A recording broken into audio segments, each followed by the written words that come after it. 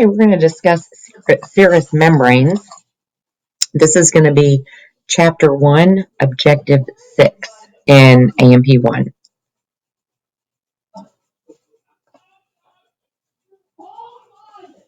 Okay, so a serous membrane is just a thin connective tissue layer that covers organs and the inside abdominal wall in the thoracic and the abdominal pelvic cavities.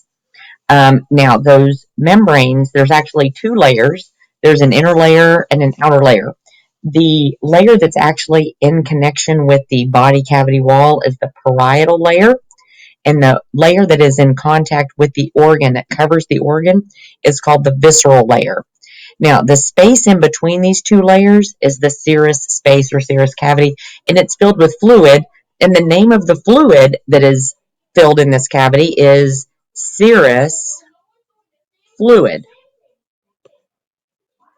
Okay, so when we're talking about the heart, another name for the heart you would think of as pericardium. So anytime you hear that word, peri is around, cardium is referring to the heart. So we're talking about around the heart, okay? Now, the membrane that surrounds the heart is the pericardium, and it's in the pericardial cavity. So when you're looking at the heart, the picture there on the left, you can see the connective tissue membrane that is in contact with the heart itself. The one that's touching the heart is the visceral pericardium. Remember, visceral is attached to the organ. Then you have the parietal pericardium, which is the outer connective tissue layer.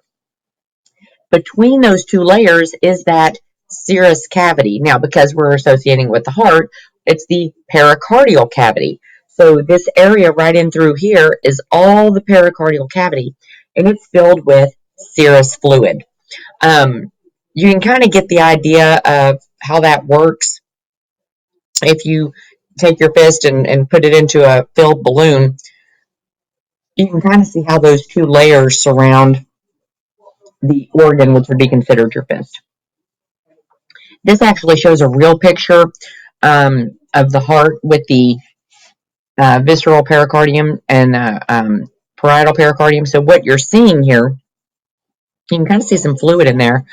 You can see it just looks kind of like a piece of saran wrap. So it's that connective tissue layer that surrounds the heart. So it's kind of cool looking. This right here is another image. This is one we took in AMP2, actually. This is of a fetal pig. This structure right here is the heart, and you can see that it kind of looks like it's wrapped in saran wrap. So that is the pericardial cavity that the heart is sitting in. You can see right here and below, this is the abdominal pelvic cavity, and you can see all these abdominal organs right here. You can't really tell what they are, but that's the liver that you're looking at. That is, again, within that abdominal cavity called the peritoneum, and you can see all that connective tissue, the membrane, which kind of looks like saran wrap. Now, if we're referring to the lungs are pleura. That's the word you would use. So when you hear that, you're like, okay, that's got something to do with the lungs. There are, again, two membranes. You've got the visceral pleura, which is the connective tissue serous membrane that is in connection with the lung itself. So it's on the organ side. And then you've got the parietal pleura, which is the outer membrane.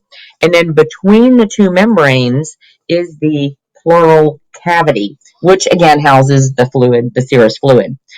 Now, when these organs, the heart and the lungs, let's say, they contain the serous fluid, which, by the way, is made by these cells that make up the membrane. So they add fluid constantly to that cavity there. And they're supposed to be, a certain amount. If the amount gets too much, so when there's an irritation there, inflammation, those cells are going to start overproducing this fluid, the serous fluid. And when it does that, it puts pressure on the organ so the organ can't function properly.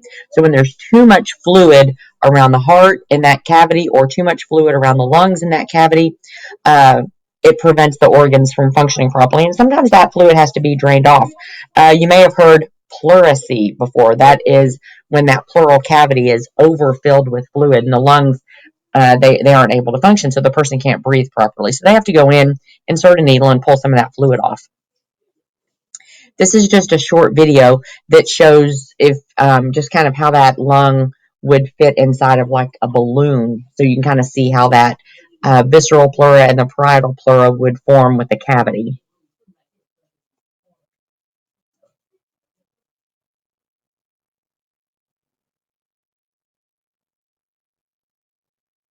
So you can kind of see how that visceral pleura and the parietal pleura work a little bit better. There was no sound on that video. Okay, so the uh, peritoneum, which we are looking at the abdominal organs. Remember, the abdominopelvic cavity is everything below the diaphragm.